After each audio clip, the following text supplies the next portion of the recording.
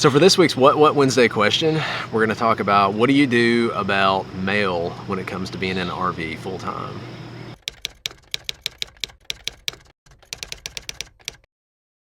We spent a year prepping to go on the road, and during that year, one of the first things I did was try to make it where I got as small amount of mail as possible. So I made everything as digital as I could. I went to our cell phone and cable and our bank and just everything and said, hey, I want digital statements, digital statements, digital statements. So that really cut down on the mail. And before long, most of the stuff we were getting was just junk mail anyways.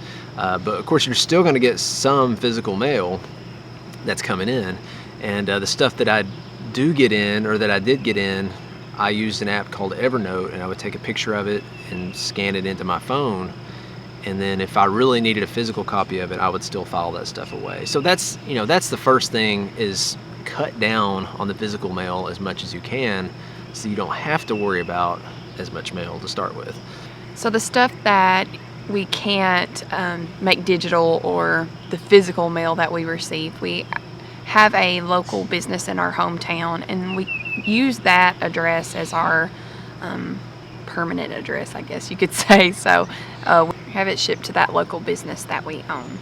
And then our style of travel with that local business, we travel for a while, then we do come, we come back through our home state pretty often. So when we come back in town, we can check that mail, which is piled up sometimes.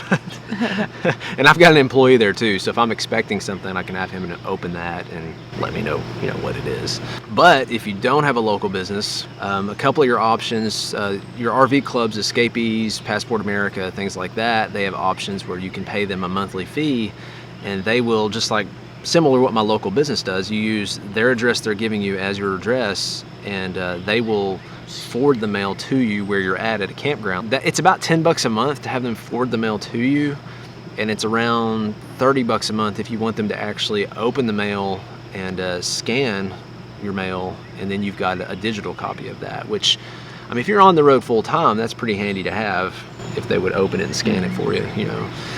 We had a reader bring up a question about that. He wasn't sure if you could use those kind of addresses from Escapees and Passport America, stuff like that, for your bank account address. It can vary between Escapees, Passport America, and things like that, and your bank that you're using. The good news is there probably is some sort of a combination that'll work with one of those clubs and your bank as far as setting it up for mail. The bad news is you just got to check with your bank and see if it works or not.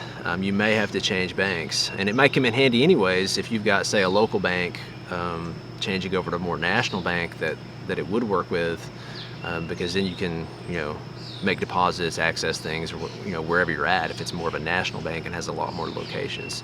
When we're on the road and we need something shipped to us, we're crazy about Amazon Prime, especially with a little one.